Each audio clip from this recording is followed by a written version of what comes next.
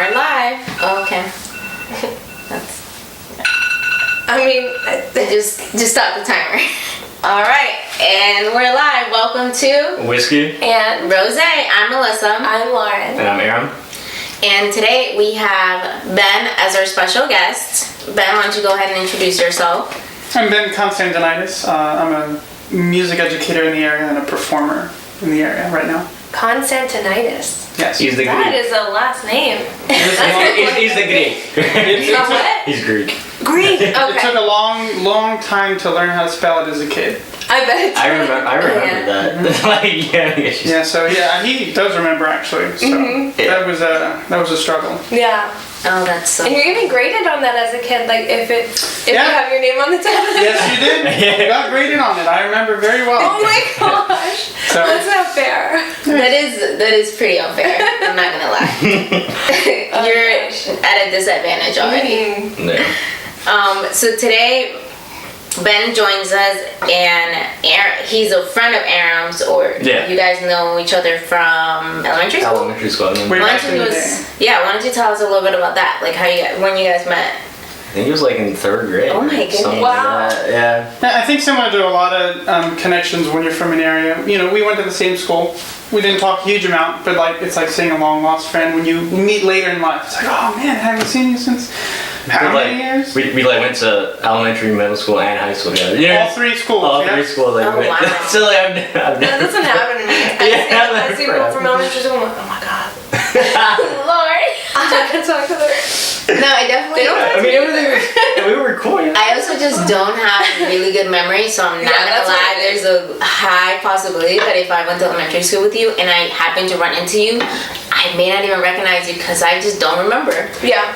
But then I think the last time I saw you was at your you had a party at your house. It was like.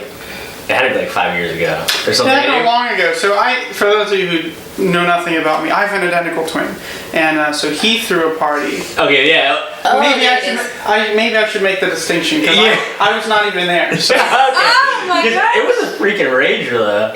I remember that. Yeah, what happened? Freaking rager. Yeah, it was very eventful. The next morning, the oven was on.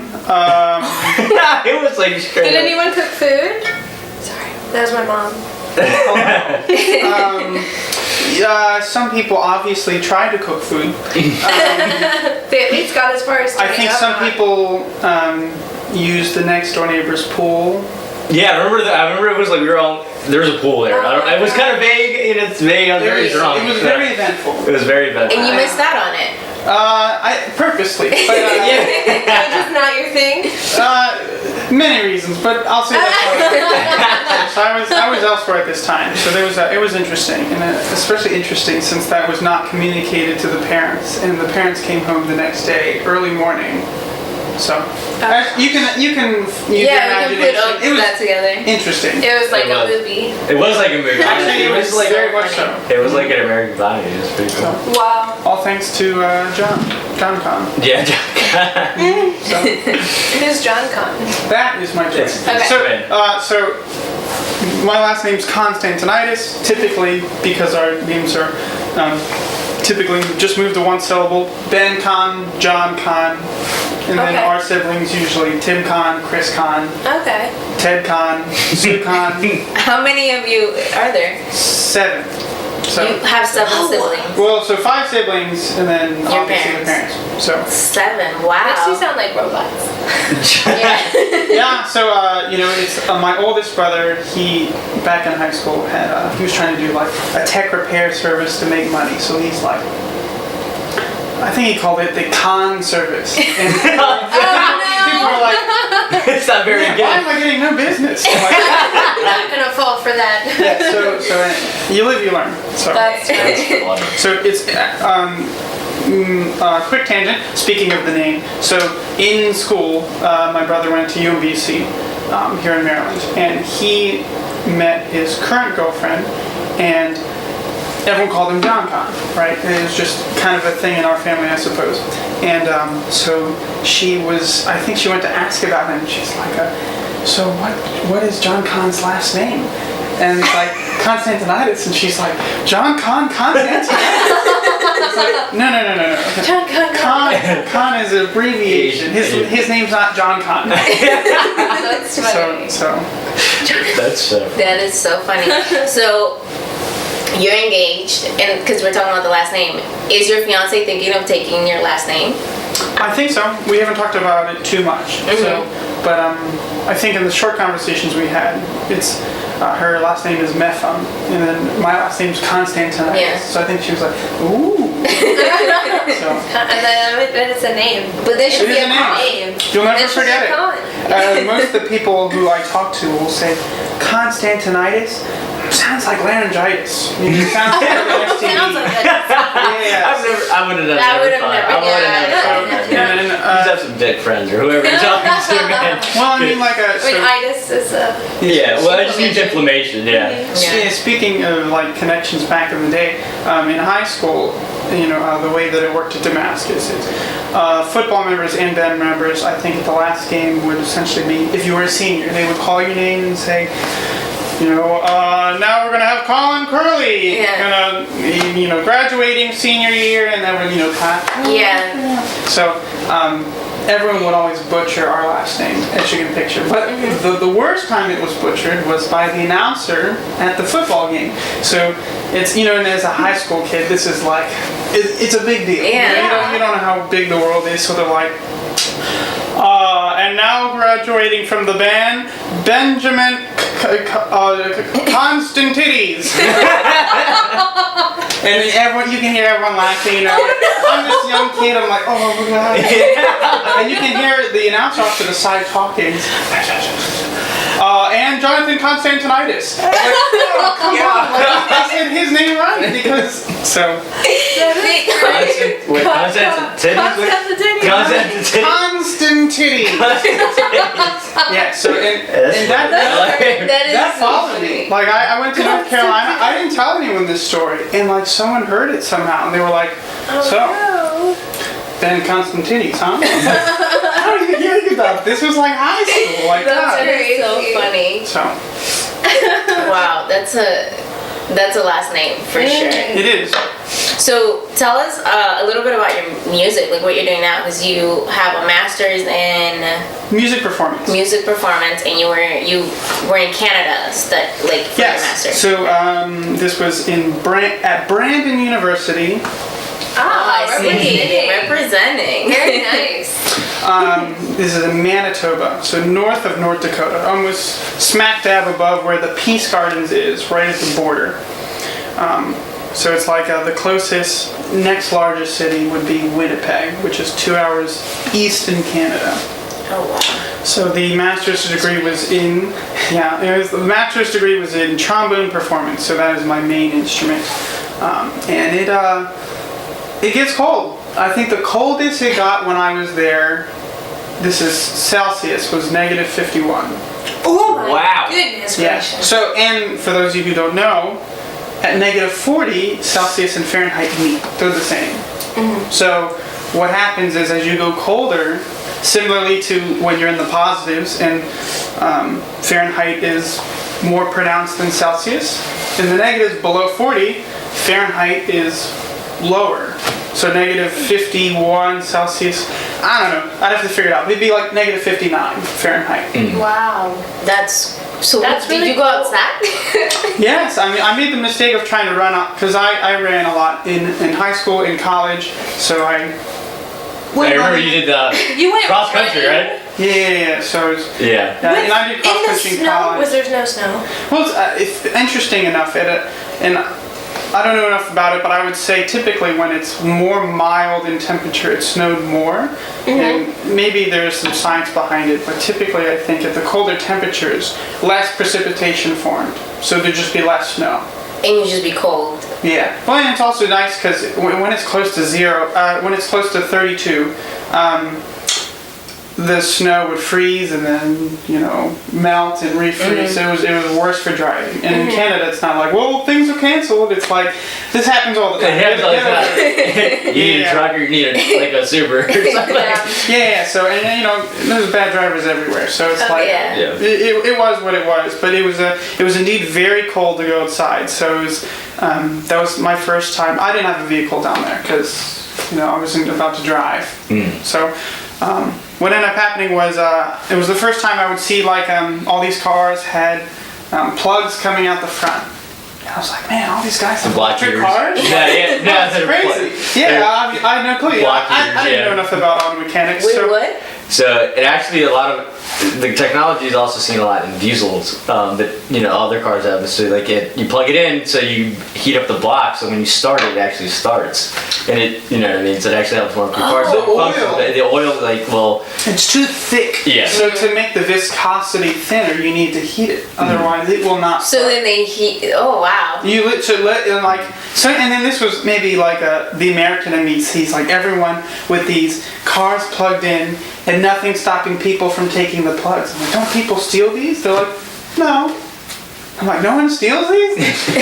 There's tens of these. People could just go like this. No, it's not a problem here. So I don't know if that was, and I always try to separate Canadian things from Brandon, Manitoba things. Because I don't want to be the ignorant American, all Canadians do this. Yeah. They're like, oh, you idiot, that's a Manitoba thing. So I try to be cognizant of that. Yeah. So did you enjoy your time while you were there? Outside of being cold, of course. Yeah, I loved it. And I like the cold. What's the warmest it got? It was and I never put it into Fahrenheit. It was comparable. Summers could be comparable. I would just say what happens is it was warm for less long. Yeah. And then the extremes of the cold were obviously way below. But it's not as humid. So I would say in my own bias, I would say negative 20 Celsius felt similarly to even though it's not close in degrees, felt close to when you're in low 20s for Fahrenheit in this area. And I think that probably have to do with the wind chill and humidity of the East Coast area. Makes things colder. Yeah. Oh gosh, my bones are cold. Right. But in this dry place with no wind, you're like, it's all right. I'll put on a long sleeve and get over it. So did you keep running? I've been thinking about that since you mentioned the whole running thing. Yeah. So I obviously not to the same degree as to. So I ran competitively for a year in undergrad at the university, and then I continued to run for a long time, not competitively but consistently, and then it dropped off. But so I would say as consistently for someone who likes running, I ran maybe 25 miles a week. Oh, that's still pretty. Inside or outside? Outside most of the time, but sometimes inside was very nice. so I would pick and choose my opportunities, or maybe that was my laziness. But they had a gym there. As a student, you can just get in. So I was like, I'm going to use this because it's negative 40 out. So that's so funny.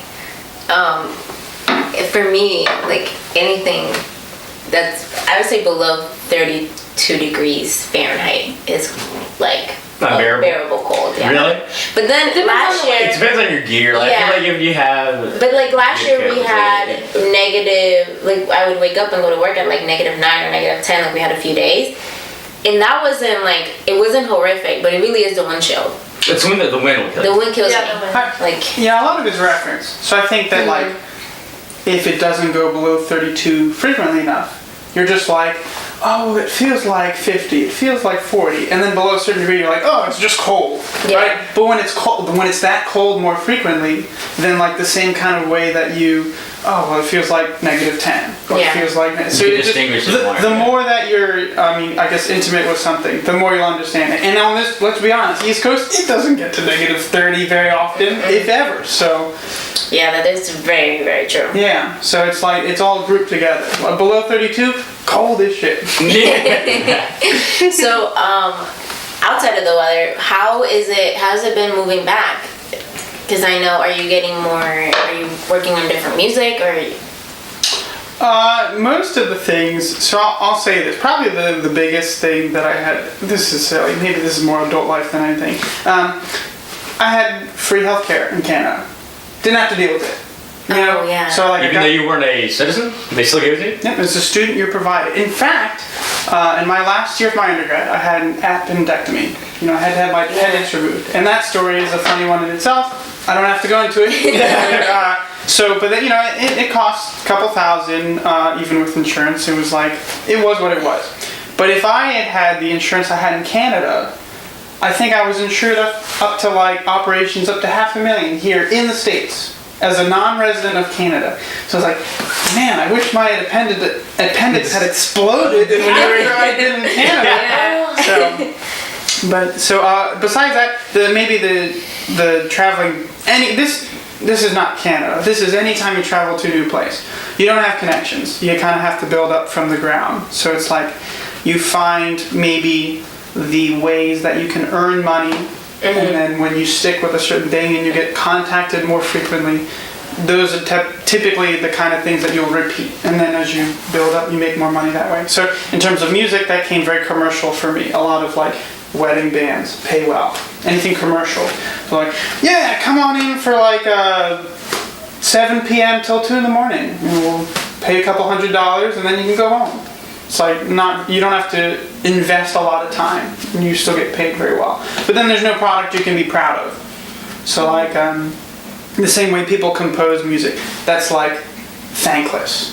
You know, you're like slave over these things, and then you're like, you need one musician to record one thing. You're like, God, I gotta pay this guy. I don't have the money. I'm literally paying out of pocket. So right now I'd say a combination of commercial gigs and then a lot of private teaching. I substitute teach in the county only for music teachers. So. Oh, okay. If you had a favorite, like if you had to pick, if you could just pick one kind of music to play all the time, what would you pick? Like, what's your favorite kind of music to play? That's tough. I would say the music that I enjoy the most tends to be more commercial jazz, like I don't know, Stevie Wonder. Who doesn't like Stevie Wonder? You know, but it's also one of those are the kind of settings where like as a soloist, you jump in and it's easy to like just fill the spot that people need. You know, and you're going very superstitious. You don't have to work very much compared to like, oh, we're gonna do this rock gig and you need to memorize everything. And you're like, oh god dang, there's a lot of work. So I would.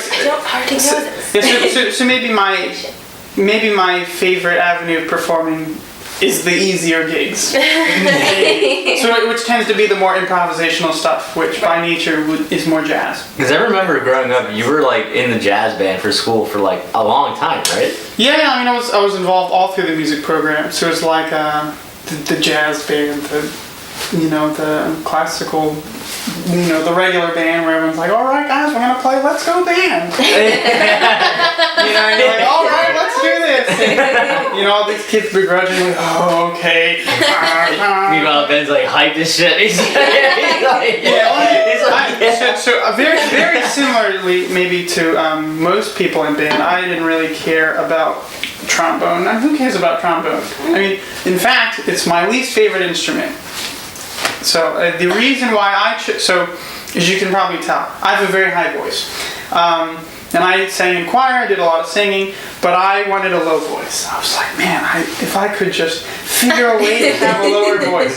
So 4th grade me is like, all right, you have a chance to play an instrument. What instrument are you going to play? And I was like, well, you know what? If I choose the lowest instrument, my voice will surely get lower. So I was like, I'm gonna play trombone. And it did not work at all. Yeah. It's like we can still hit those low notes with your trombone. Well, I suppose so. Yeah. It's like at the time, 4th, 5th grade, I was like in this choir, and your voice doesn't change that. Everyone's like doing some high thing, and I was like, my voice changed just a little bit before everyone else's. So I was like, yes, it worked. My voice is lower, but it was just a little lower. And then everyone else was like, their voice changed way lower. I was like, God dang it. we're just gonna keep talking to Ben about his music and what he's doing now, because I know after you graduated, you moved back to the area. Yes. So a lot of what I'm doing right now is for maybe money-wise, a lot of the wedding gigs, and so like that's typically like hotels, any large venue that a couple getting together would want a reception in. So like now as to where that takes me, we've had gigs as far as Pennsylvania, Virginia. So what music do people like at weddings? Because like. Well, it depends. Like when you have some couples who are like, man, we want rock music. And so like then the kind of music tends to be more rock. Yeah. So as a horn player, when Sweet Child of Mine is playing, you're not playing. So that's where it's like the tambourine, the dancing. Which is fine, but besides that, it's like a lot of popular music. People want to dance. So even as much as like when you're hearing lots of Bruno Mars, all that stuff. So but you can play trombone to that, right? Yes. In fact, there is trombone in that song. So that is the kind of stuff. And it's like it's an interesting avenue of music because the band will sometimes provide you with music and sometimes they don't. So you'll have a couple different types of musicians in the horn realm. So these are the hired horn players who come in. So like the wedding bands are like a full, well-established band that practices and rehearses, and then they're like, usually they don't have horn players, so they hire horn players in. So as a horn player, that's the one gig. That you come in, you're professional, you play well, you leave. But like sometimes the band doesn't have music. So the reason maybe I point that out is like I played a couple gigs where you have like more classically based musicians. So they play really well with music. So, it's like, we're going to play this, there's no music, and you see, like, the color drain out of their face. No music. Yeah. So it's like, we're going to play Bruno Mars, and then, like, Treasure. Like, oh, good, there's a chart online, they'll pull one up real quick. Yeah. And they're like, we're doing it down a whole step. And then that musician's like, oh, God. I can't do this. So there's that avenue, which is interesting. But then there's the other avenue, which you have sometimes jazz musicians who like walk circles around this type of music. Because pop music, the way it tends to be is there's far less changes in the chords. And for a lot of jazz musicians, that creates the interest more so than like, there's a big difference between like blues and jazz. Blues tends to be more freedom for capability of solo because the chords are less complex, but you can do more with it. But sometimes with jazz, there's more complex chords, so it's like how you navigate the chords accurately is sometimes maybe the more appreciated thing. But so these jazz musicians come to this pop music where it's like the same 4 chords for every song. They're like, so it's like it really is like these hybrids, these commercial musicians who enjoy doing these gigs. But besides that, so that's the wedding agency more than anything. I am a contemporary worship leader and I lead the service. And I've said this, which is why I have no problem saying it here, is my least favorite style of music, contemporary worship. So, but maybe being a director myself, I can make it better. Choose the music that I like a little. Yeah. So within that vein, it's like especially in this avenue, the church that I work at is a little smaller church. So it's not, they don't hire a sound engineer. They don't hire all these musicians. It's one role. It's like you take members of the church and you make it sound good. Yeah, you do everything. So it's like, oh, I got it. So it's so a lot of this is. I learned a lot, and I had a really nice mixing board through circumstances, and for anyone who cares, it's the Behringer X32. Big thing, it looks like this, You can control it remotely, so like I'll be on the floor and I'll like change something to move it up and on the board because it also has the mechanical aspects, the little knob will move. So you'll see the guy doing like the PowerPoints, you'll see move, he'll be like, Satan's here! So like, which is funny. But besides that, in terms of like actually what the music is like, and you can look through maybe for those of you who are interested, like the common contemporary worship music. But besides that, the instrumentation is like electric instruments. And whenever electric instruments are inside, you come with the same problems that all electric instruments have. You know, if you're having like running through a system, you know, can you hear yourself? You know, so in what we call the speakers where you can hear yourself, the monitors on the floor, typically you'll have like guitarists are like, yeah, this is great. We'll turn way up. So then like in a lot of settings, the guitarist will turn too loud. So the audience is like, in this setting, you know, the congregation's listening, they're like, God, why is that guitar so loud? This sounds bad. So like, it feels sometimes more like a sound engineering job than it does like a musician performing job. So, but you know, you choose the rep, you print off the music. A lot of people can't read music, so you make the decision whether, well, am I going to slowly teach people how to read music while finding, you know, a middle ground, or am I going to totally cave to that and just do a method of learning where there's no reading of music notation, you know, those kind of things. So right now I'll have to admit I've kind of caved, no reading, which is fine, a lot of chords, and they, you know, the volunteers do a great job. I mean, it's like we got electric guitar, organ, I play piano, I sing, I do guitar. If I have to, I'll do drum set, but it is what it is. Man of all trades here. Well, yeah. So and this comes, and maybe a lot of people who go through music education degrees will kind of relate to this. It's you go through school, and it's like, well, you might teach high school, and in high school, you need to be able to play every instrument at least at the high school level, which sometimes a lot of people who aren't in music are like, oh, wow, that's impressive.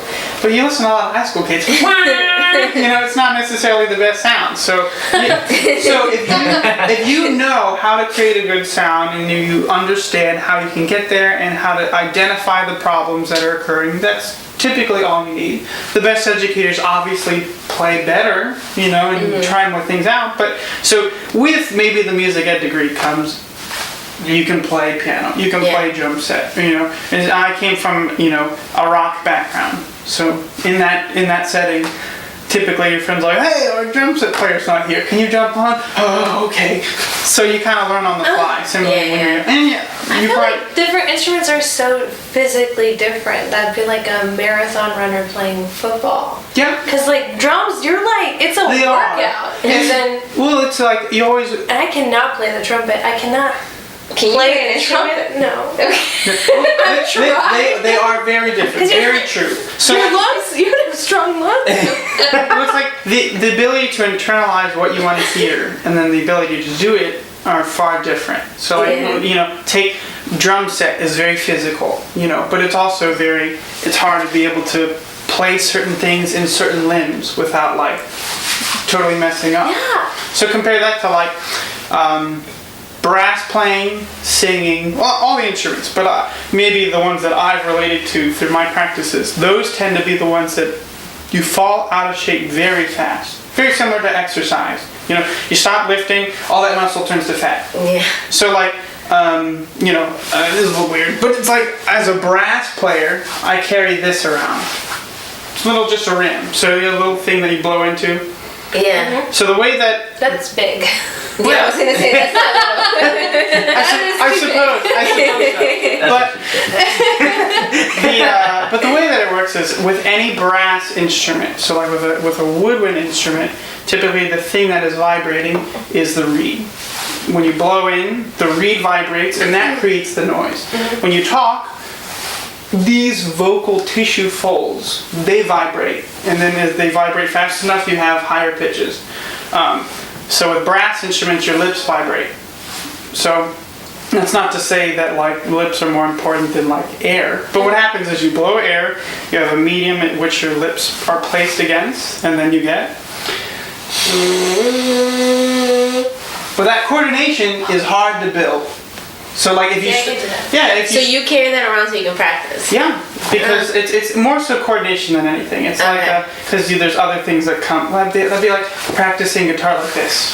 Just walk. You know what I mean? It is not bad practice. You can practice strumming that way because strumming is half of guitar. But it's not the full thing. But what it is the muscular part of it. Yeah. And maybe that's the thing that I think for most people falls out of practice easily. Make the muscle memory like Yeah, really Exactly. Gotcha. That'd be like if you stop running, and then even just you stop running for 1 week, and you come back to it, you're like, oh god, I'm Yeah. tired. This is or like if you're lifting, you're like, oh man, like I lifted this last week easily, and all of a sudden this is way harder. Yeah. That is very true. But it is, yeah, muscle memory is everything. Yeah, the coordination, it's hard and it's easy to lose. Yeah. So Well, we're gonna play a game with Ben. It's the first time Whiskey Rosé is doing this. We created a topics bowl so that we can just have, I don't know, random conversations, get to know people more, and get insight on what they think about different topics, whether it's things that are going on in the world right now, or like love, relationships, friendships. Oh wow, there's only like a couple in here. Sorry, but we'll work on that. This will be like that in cool. here. they're all facing up too. So. Yeah, She did. It was me. I was hoping that she fold them. you gotta close your eyes. Oh, Girl, geez. Now I gotta fold them all. Oh my god. They just closed your damn eyes and pick out a bowl. No, I don't want him to close his eyes. Oh man. It's funny because I'll just look away. See that? Yeah, you yeah. really need to. I'm not choosing anyways. Okay. Or am I choosing? Oh, Yeah, Yeah, you're choosing. Yeah, you're choosing. Alright, well, I'll just look away and I'll choose something. They're all folded now. A potential rape I knew situation. you said. Well then. Okay, so Good. we'll talk about this later. In the next segment, but we'll see what he picks out next. Spirituality. Oh, this is good because I yeah. go to church. Well, I guess with that we can go really anywhere. So there's some people that see spirituality as a base of being religious, and then there's others that see spirituality as just a base of having inner energy and inner calmness and just having that So I'll pose the spectrum. So it's really the connection to the earth and elements and things like that.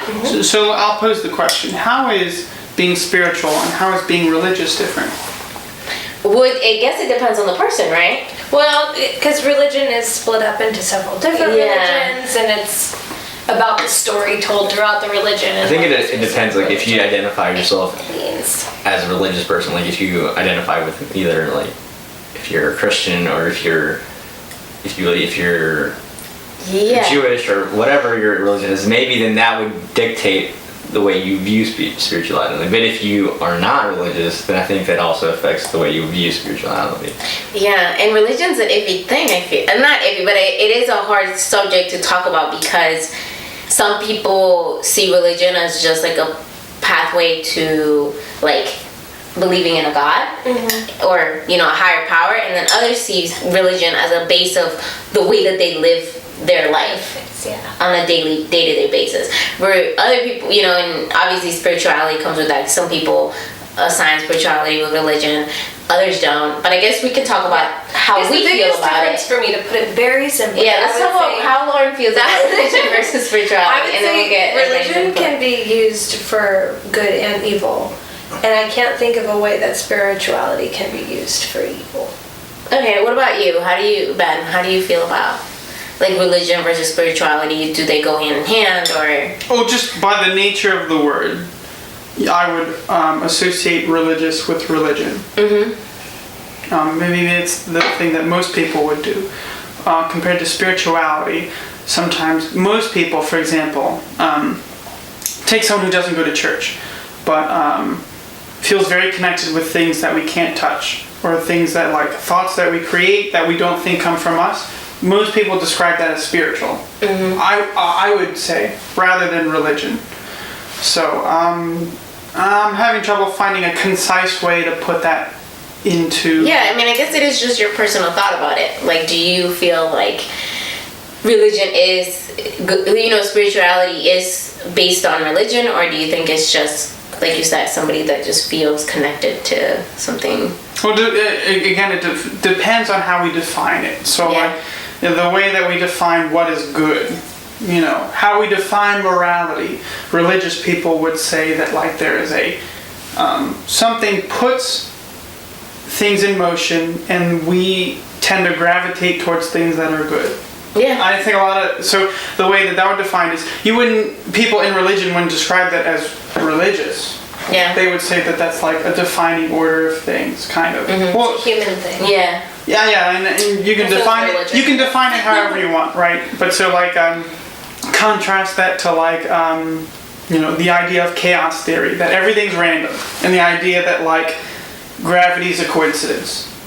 Tomorrow we could fly away from the Earth. Like that's a thought. It's an idea that the way that we describe the universe is so small in our observation of it, because we, are just tiny little things that. Yeah. So anyway. Yeah, I looked at the definition, and it's actually funny because the first definition as an adjective was for spiritual. Okay. Is relating to or affecting the human spirit or soul as opposed to material or physical things. And then the second definition is relating to religion or religious belief. Oh, interesting. So, Aaron, what do you think? I'm not a very religious person at all. I mean, you guys know that about me. So, I mean, as a scientist, would you consider yourself spiritual at all, or do you think they're both the same thing? it's hard for me to to distinguish both, because, like, for me as a scientist, like, I believe that we're just, we're made up of carbon, and then when we die, we go into the earth, and that's it. Like, we get. Yeah. There's it's hard for me to say we have a spirit. I don't think we have a spirit. Well, I think spirituality is how you connect. Exactly. With So I think the way you connect with the physical world, like, there's definitely like positive, negative energy. Yeah. However, like, do I think that we have a soul that like flies out of you or something? No, not. And that's just me. Yeah. No, personally, it's respectful. I base my beliefs off of empirical data, and Yeah. it's not something you can prove, or I can't be I don't retested. trust people that much. You know what it is? For me, it's like religion is a whole different thing. I feel like being religious and having a religion, being a part of it, like, that's a whole different thing than spirituality. I'm very connected to the world around me, and I base the way that I like individuals based off their energy. Like, so for me, spirituality, I believe I'm very connected to the earth and stuff like that. So, like, it's weird, but I can see how my beliefs can be counted as something scientific, because it really is about, like, protons and electrons, like, everything up in the air. And you could really, I mean, there is a lot of stuff that the people give off different stuff, and it's like, I just believe that, like, I can feel your, like, good energy from people, and I can feel negative energy from people, and I'm very sensitive to it. Sometimes I really feel like there's some individuals that I meet that I'm like, I can't be around you. And it doesn't make them mean or not nice. It's just something about their energy that drains my, like, I hang out with them and I'm tired. I'm like, I can't. There's something about you, your aura, whatever. A lot of people who are spiritual, I think, might kind of resonate with this. The idea that thoughts are contagious. The creation of a thought. So, for example, in a soccer game, a bunch of people are losing, or someone's very frustrated. Maybe that's not a good example, but someone who's frustrated within the game. The idea that other people around them become frustrated with the circumstances, but that not being something physical. So I think maybe that would be described just the as fact something. that they're like, Yeah.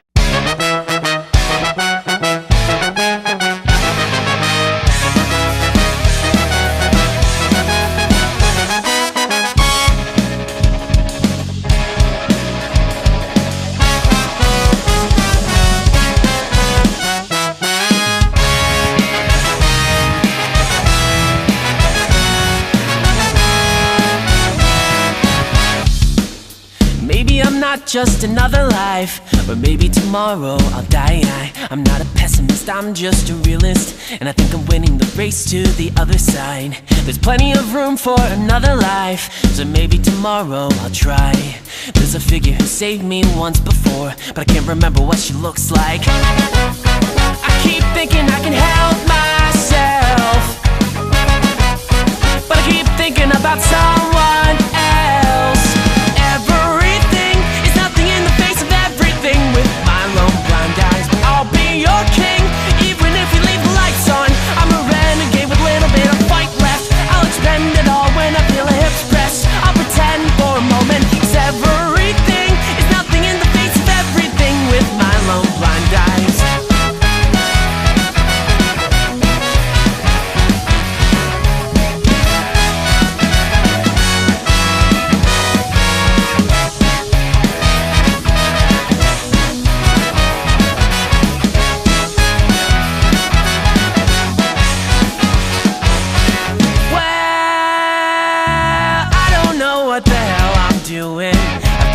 feeling. I felt this feeling before, like I'm sailing but always off the shore. Maybe I'm not just another life, or maybe tomorrow I'll die. I don't know why I would run from you, my dear, but I can't remember why I'm here. Everything is nothing in the face of everything. With my lone blind eyes, I'll be your king. Even if we leave the lights on, I'm a renegade with a little bit of fight left. I'll expend it all when I feel a hips press. I'll pretend for a moment, 'cause everything is nothing in the face of everything. With my lone blind eyes, my lone blind eyes.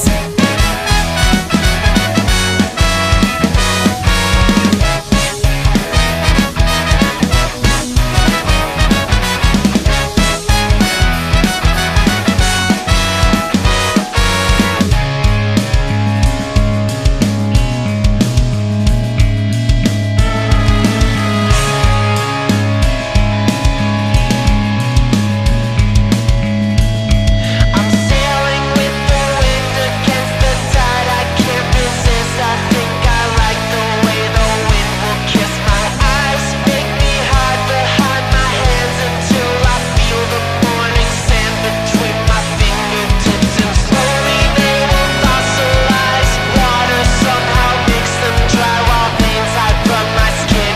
I'm a realist, not a pessimist, a renegade impressionist, perfecting art with my pretend art.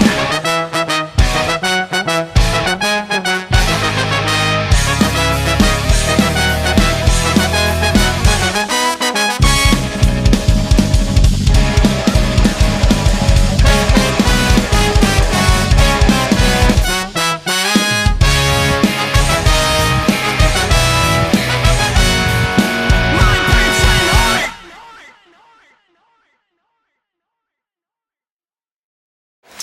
Alrighty, so we're back. So for this part of the segment, I know we ended in a abrupt part for spirituality, but it is a tough topic. Not tough, but it's just like a topic that really you could talk about it all day and Yeah, never really a lot of could. angles. Yeah, so I think it was a good note to end on. But besides that, we want to end the segment just with this conversation. It turns out Lauren had a kind of an unpleasant experience yesterday on her day off. Yeah. I'll let her tell you guys what happened, and then we'll discuss it and things like that. So a little segue in is he pulled the first topic, and if you didn't hear it, it says a possible rape scenario or something like Situation or that. A possible rape situation, which is a, I don't know, kind of funny way of putting what happened to me yesterday. We had the day off because George Bush Sr. passed away, and there was a National Day of Mourning on Wednesday, so I wasn't allowed to work. I decided to go for a run with my dog, and we were pretty far away from my house, but I live really close to the park where I was running. So I'm almost back to the park, and I passed this van, so it's just one dude sitting by himself in his black van with his window down. It was pretty cold, but he said something nasty to me, and I just like gave him an angry face and like kept going. And Wait, then- can you show us your angry face to the camera so everybody Oh, yeah. Okay. So I was like, that's alright. Okay. I didn't say anything to him, but I was like, "Argh, asshole." But I don't like to say anything because I don't want them to say anything back. Just want them to leave me the Yeah, hell so you alone. kept running. Yeah, so I kept running. I got like 2 blocks away, and I'm on the street that I live on, still in the park, like right by the dog park that I visit twice a day to take my dog. That's the only place I'll go. And he pulls up really slowly and weirdly, and then pulls into a parking spot that's like right there. I give him kind of the same look, and I'm like, what the hell? So he stops, and he's like giving me this menacing, tormenting look. So I like just crossed the street, and there's a creek trail that's still right in the middle of town. This is at 12 o'clock in the afternoon, mind you. It's like the middle of the day. So I just like start running on this trail. There's no road that goes by this trail, so he can't follow me in his car. But I look back while I'm running, and he turned right, and then I took a cut back onto the road. I'm like close to my house, but I look down, and I see his car turning around the corner again, but kind of far away. And I was like, I really don't want him to see, it might take me a long time to turn the key. I don't want him to see me at my door if he continues up. But he stopped and parked. So I wanted to go a back way. So I had to run back down to the Carroll Creek Trail, which I noticed he got out of his car and started walking on the trail. And then I saw him, so I know he saw me running on the trail again, and I ran and cut up, went way over, and got to my house that way. Safely. And he definitely didn't see me go into my house. But then I kind of was like, oh, should I call the cops? I mean, that's a lot, I feel. He got out of his car and everything, and he's being a super creep. So I thought about it for a minute while I took a shower, and then decided to call them and just report it just in case a second instance is going to happen. Hopefully it doesn't, but if it does, I have the first report to grow off of instead of just blowing it off like I usually do. Since he did go further than just saying a nasty comment. But on that note, you guys, you're getting to know Lauren, you'll get to know her more in depth, but I was actually just even amazed and kind of proud that she even called, because usually she's so whatever, it doesn't even matter, it already happened, I'm not even bothered with it. But I guess I wanted her to talk about it because it really is a big, it is a big deal, and it is a big issue, I feel like, especially as a woman that I run all the time, and I stopped running by myself for a while. I don't think I ran by myself in a long time, probably 6 months, because there's been incidents where I've had people follow me and it's uncomfortable, it's weird. I do run with Maze, but what really I want, there's a certain point where it's just if you're in that, you just want to be outside and be okay. Yeah, I want to know what you guys think. We gotta get some Maze and a knife. Yeah. I have to. Yeah, because she's living by herself now, so it's definitely something that she needs. The main reason that I thought it was important to call is that this guy was sitting in the park waiting for somebody to torment. Yeah. He was just waiting there to follow somebody. And I happened to go by. It was in the middle of the day. Usually, most people are at work, or were schools out? No, schools weren't out. So maybe he thought, I don't know, a single mom who's a stay-at-home mom would be running. He could torment that person. I don't know where that weird accent came from. Torment me all day. Right? Yes. Has that been something that you've experienced at all, or? I think it's different as a male. Yeah, for sure. What? Is that a thing? I think in general it's the things to think about, I guess regardless, but in general,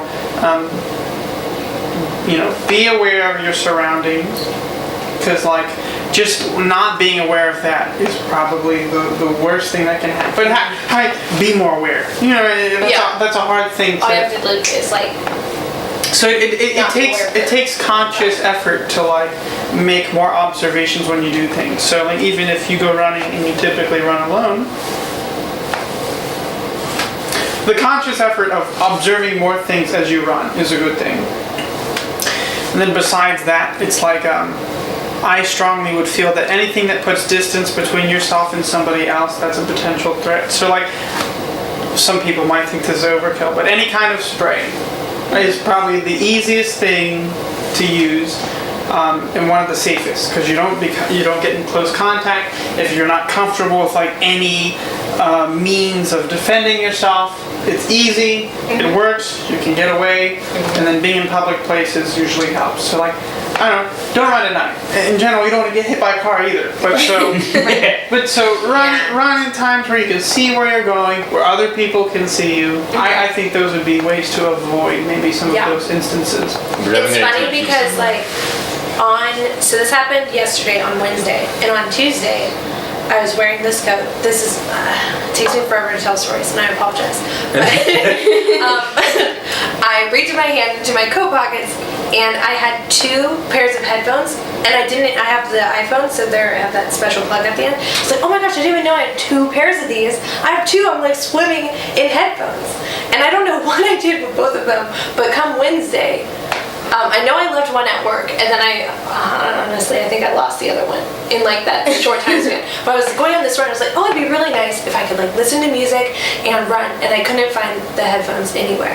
And since I have an iPhone, I can't plug my other types of headphones into it, and it's like a blessing that, because if I had been listening to music, I wouldn't have heard that nasty comment.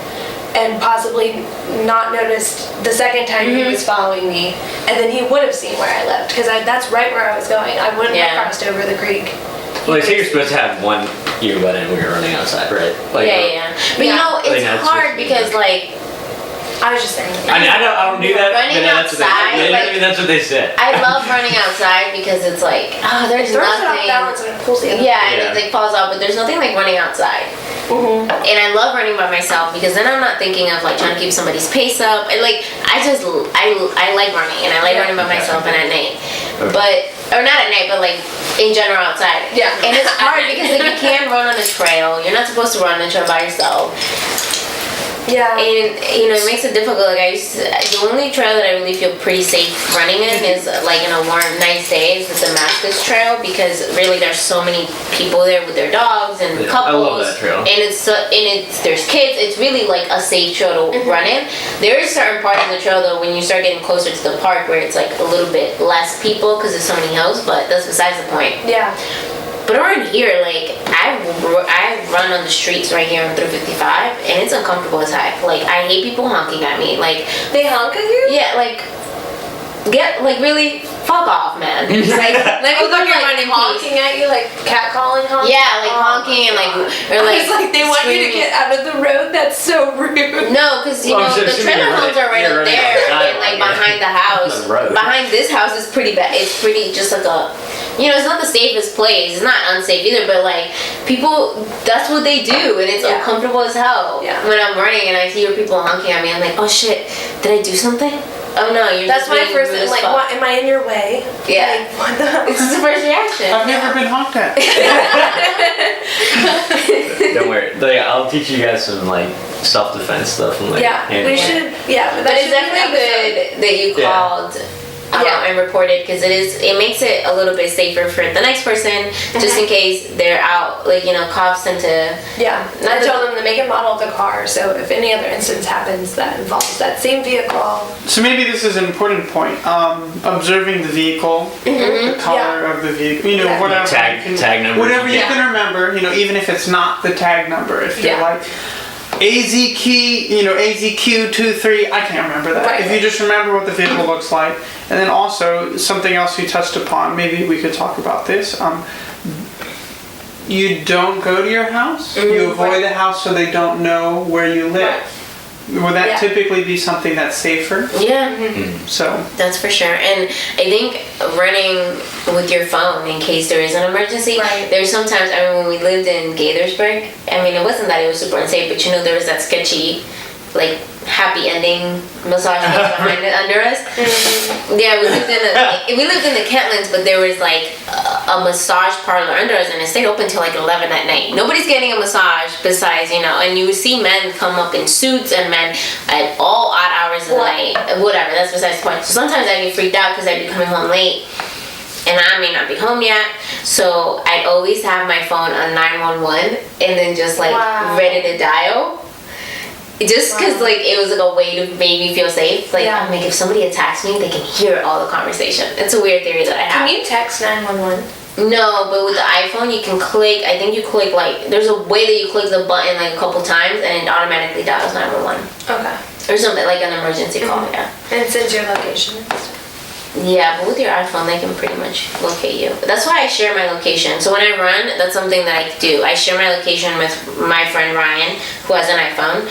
And if Ryan had an iPhone and didn't pretend he was like, I don't know, a weirdo with an iPhone. Oh, come on. It's not being a weirdo. He could just have an iPhone. I could share my location with him. But anyway, I share my location with her, and anytime before I go running, I text her, hey, I'm going to go run, blah, blah, blah. Check my location in 30 minutes because I'm only running a short time. That's right. So then she knows. Yeah. I was going to say, if you feel so unsafe that you dial 911 ready to call, That's why she lives here. That's why- Probably, yeah, live in a different place. Well, the table just like supposed to be nice. It's like Yeah, a that's nice. why I'm not saying it's not, like, It's just- preparation is always great, being Yeah. prepared for the worst, but it's like, There was. if you feel that worried, Yeah. Yeah, when I went up the steps Then there by myself, hell yeah, because there's times, like, they even closed down the building. We had to move back in here for, like, was it 2 weeks or something? Because, like, he didn't have the automatic lights on, so sometimes you do, even until before we moved, like, the lights in the hall, and the problem was that the main door was open all the time. There's no lock to the main door, so you could, anybody could just walk in because it was technically businesses on the first and second floor. Yeah. So sometimes, like, I would walk in and, like, it's dark as hell. There's no lights that automatically turn on. There's no switch to turn them on because they're supposed to just be censored. And it just, I've been using my phone light. And there's been several times that I wake up at, like, really early to go to work on Saturdays. Sometimes I work on Saturdays. And there's just people, like, there's men walking up the steps with lotion in their bottles. And it don't only happen once. It happens several times. And sometimes at night, when I'd be coming home, when I was home, I'd be like, oh, I'm home. And he knew I'd be coming up the steps. But if not, he would just literally, I'd come up the steps. There's men, like, waiting in front of my door because they think that that's at a minimum, it is strange and uncomfortable. Yeah, but then At a minimum.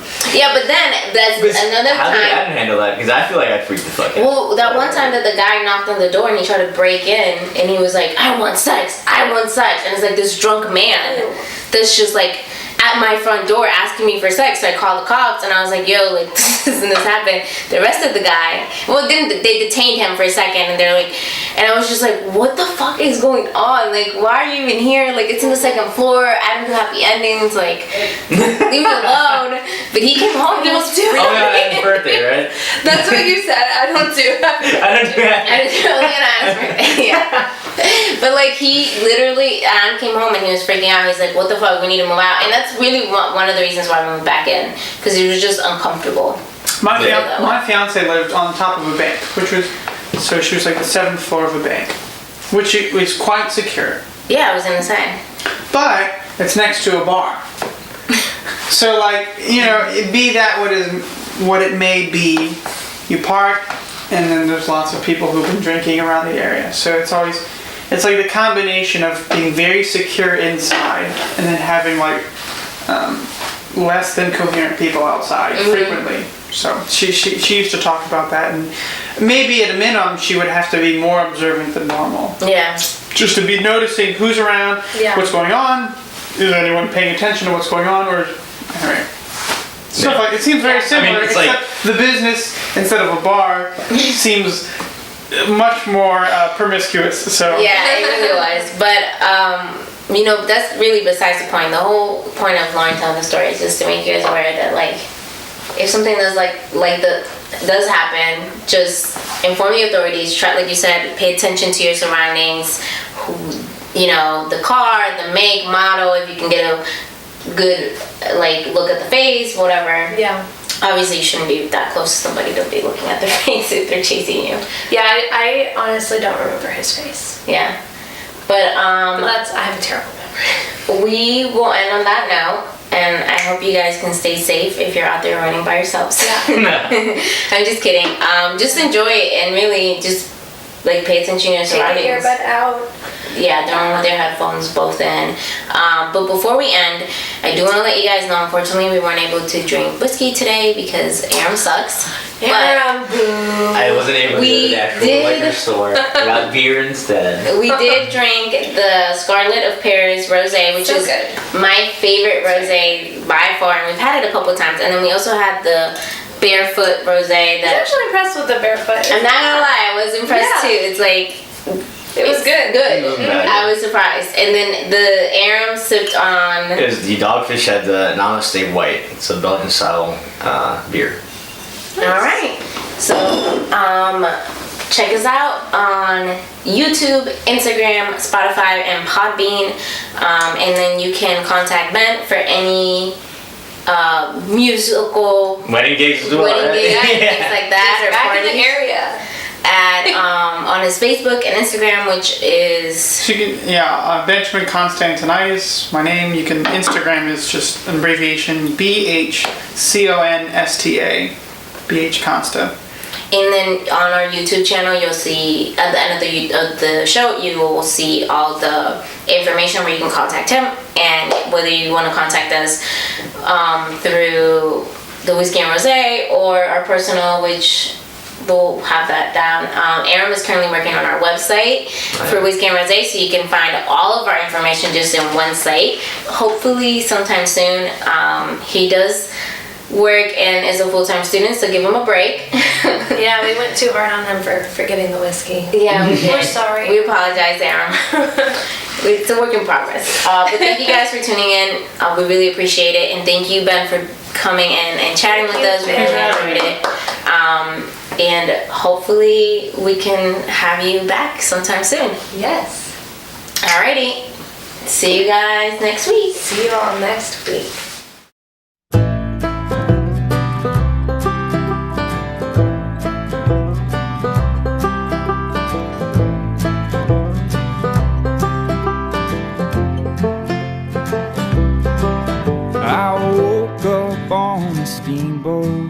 With power in my hands, I looked out the captain's quarters to see a southern land.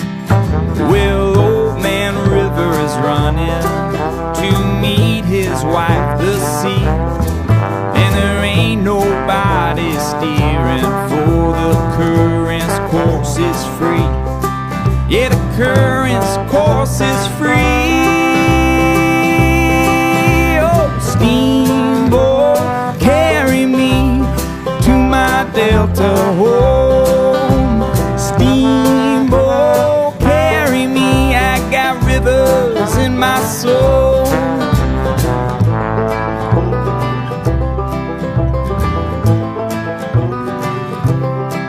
When we finally reach New Orleans, I'm gonna dance with all the ghosts. I'm gonna swim in eerie water and drink to every toast.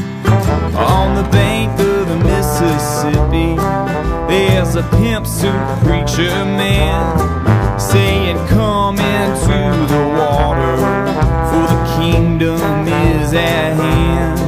Yeah, the kingdom is at hand. Oh, steamboat, carry me to my Delta world. Steamboat, carry me, I got rivers in my soul.